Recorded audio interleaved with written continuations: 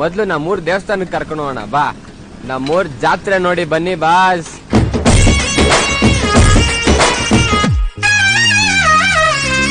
ಗುಂಪು ಗುಂಪಲಿ ಗೌರಿ ಗಂಗೆ, ಬಣ್ಣ ಬಣ್ಣದ ಚಿಟ್ಟೆ ಹಂಗೆ, ನೋಡೋಕೆ ಸಾಲಾಕಿಲ್ಲ ಎರಡು ಕಣ್ಣು. ಗಂಡು ಹೈಕಳು ಬೆಪ್ಪಾದವ್ರೆ, ಬೆರಗು ಕಣ್ಣಲ್ಲಿ ನೋಡ್ತಾ ಅವ್ರೆ ದಾವಣಿಲೆ